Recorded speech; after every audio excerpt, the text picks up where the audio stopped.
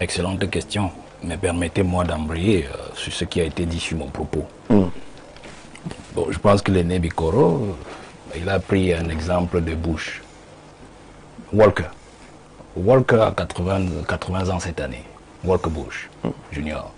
Il a fait ses classes en politique. Sa première élection manquée, c'est en 1978, à la Chambre des représentants. Ensuite, il a été élu gouverneur du Texas en 1994, avant de prendre les États-Unis en 2000. Ça, il faut le noter. Je parle du travail. Je parle des gens qui font leur classe. Nous ne parlons pas des parachutés. Je ne voudrais pas que l'on vienne faire comprendre aux Camerounais que quelqu'un peut sortir d'un jupon et s'asseoir à la place du président de la République parce qu'il a utilisé un raccourci. C'est ce que je suis en train de dire.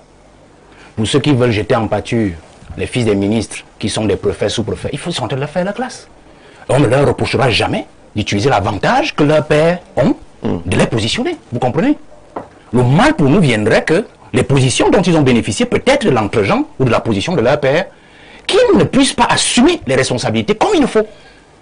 Vous comprenez ce que je dis? C'est-à-dire qu'ils soient incompétents. Donc, il y en a qui sont nés avec une cuillère en or dans la bouche. On ne va pas les cisailler pour cela. On ne fait pas un concours pour naître fils de Bikoro, ou pour naître fils de Ronaldini, ou de Olivier Billet, vous comprenez? Mais quand vous avez cette position, vous pouvez utiliser ces avantages. Mais nous disons que ce qui se passe là ne devrait pas continuer. Autant donc le nommer directement ministre de quelque chose ou DG de quelque chose, et on sait qu'on l'a responsabilisé là. Je crois que la CAA, il y a l'office de Ndongo Sobaki là-bas. Mais on a vu un parcours. Mais on ne le critique pas pour autant. Est-ce qu'il y a des mauvaises feuilles de ce côté-là? Il y a l'office de M. Sadiki là, qui est préfet, qui fait ses classes. Il est même mon cadet derrière, loin derrière moi. Il a été premier agent préfectoral, SG de région, préfet déjà 2 fois, il est en Malmaillon. Et il fait son travail excellemment. Est-ce que c'est pour autant qu'on va le critiquer? Nous disons simplement que la succession, si les gens veulent que quelqu'un succède à la place des billets, il ne faut pas nous produire un postiche. Tout à fait. Vous comprenez? Tout à fait. Nous mettons quelque part des jeux, je ne sais pas de quoi. Le peuple doit travailler, préparez-le. Mettez-le dans une marmite, mettez les condiments, préparez-le, mettez du fumet, mettez tout ce que vous voulez. Si demain le peuple juge qu'il a fait toutes ses classes et qu'il doit remplacer son beau-père, parce qu'il est son beau-père, ben, c'est le peuple qui décidera. Mais ne nous imposez pas. Je croyais que tu parlais du fils du président. Non, son beau-fils. c'était bien clair, il ne parlait pas du fils du président. Il vous a dit qu'il n'a jamais vu le fils du président allié là-bas pour aller serrer les... Pourtant, il fait des affaires, il fait des affaires, il fait l'opérateur de Le problème, c'est le beau. Le beau-fils. Ouais. Ah, c'est le fils, il a épousé donc. Non, le fils de la première dame. Oui,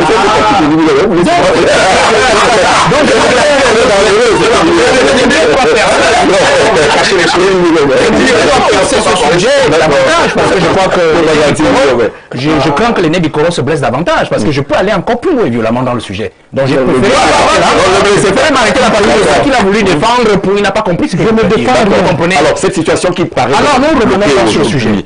La formation d'un gouvernement. Nous revenons sur une équation assez compliquée. C'est une équation compliquée.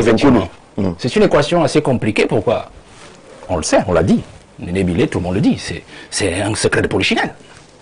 Le président est déjà dans une incapacité criante, manifeste.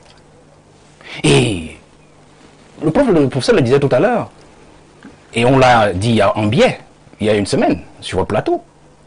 Le gouvernement qui s'en vient ne sera que le reflet de ce que les collaborateurs auront décidé, ainsi que de ce que la cuisine du président aura décidé. Le président parlait de rente, mais dans un sens autre. Moi, je parlais de rente dans le sens des rétro-commissions. Parce qu'il faut comprendre qu'aujourd'hui, depuis que Biya a été réélu, ceux qui sont là en place savent que le prochain gouvernement sera probablement constitué des gens qui décideront de la succession. Donc, il vaut mieux pour eux... L'enjeu est grandissant. L'enjeu est grand et il est grandissant. Il vaut mieux pour eux de garder leur position actuelle afin de pouvoir décider le moment venu. Vous voyez? Donc, changer un gouvernement actuellement n'est pas à leur avantage. Et si, et quand même bien, par extraordinaire, le président avait cette petite volonté-là, et que même la pression du peuple leur faisait chaud, froid au dos, il venait vraiment à changer ce gouvernement. Ces mêmes gens qui sont en poste s'arrangeraient absolument à coopter des gens, que ce soit à leur propre place, que ce soit à d'autres postes, qui continueraient à contrôler même derrière le rideau. Vous comprenez? C'est-à-dire des gens qui n'en valent pas la peine, mais qui ne sont que des pauvres exécutants le moment venu, qui les aideront à récupérer la succession. C'est de ça qu'il est question pour le prochain gouvernement. Alors, je voudrais que l'on se comprenne sur ce qui est en train de se passer au Cameroun. Parce que on dit, Biya, il ne peut plus, on a parlé du président de l'Assemblée nationale. Moi, je ne suis pas d'accord. Vous savez, les gens qui veulent dire que le président de l'Assemblée nationale, le président du Sénat, d'accord, ils sont élus. Non, il faut attendre les élections. Non, attendez. Vraiment, monsieur Zé, vous connaissez mieux. C'est un joueur que j'adore beaucoup. Nous sommes quand même de ceux qui ne disent pas toujours beaucoup de choses, pas parce que nous n'en savons pas, mais parce que nous pensons quand même que nous devons toujours aider à la cohésion sociale. Un président de l'Assemblée nationale n'est pas seulement là-bas comme député. Il est comme gestionnaire, manager d'une institution. Tout à fait.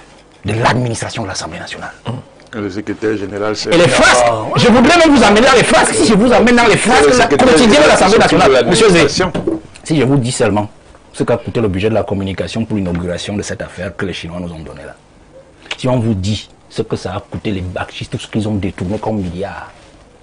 Parce que vous voulez nous parler de quoi? Quand quelqu'un est important, il est important. Vous savez, le président du Sénat, son secrétaire général est resté en Europe près d'un an. C'est Meva, non? Oui, c'est Meva. Il y avait déjà son adjoint qui était déjà en poste, mais il continuait à recevoir toujours le même traitement, avec le même, il y avait une autre les mêmes avantages. Il y avait une autre officielle qui c'est-à-dire, on avait, reste là-bas, on avait deux secrétaires avec les avantages. Il y avait une autre officielle. Phénoménal. Oui. Et son fils, pour ne pas toujours dire son beau-fils, c'est lui qui se met, qui faisait la pluie et le beau temps, là-bas. Des recrutements au Sénat. Des recrutements dans les quartiers en prenant de l'argent aux gens pour faire recruter au Sénat. Ça a été couvert.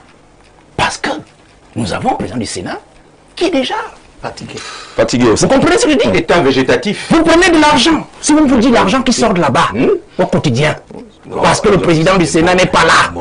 On est en permanent intérim. Ce n'est pas une affaire d'élection. Ce n'est pas une affaire d'élection. Donc, on ne remplace pas un président à la tête d'une chambre parce qu'il a été élu. Non. S'il est élu, il peut rentrer au Parlement normalement comme un député simple. Absolument.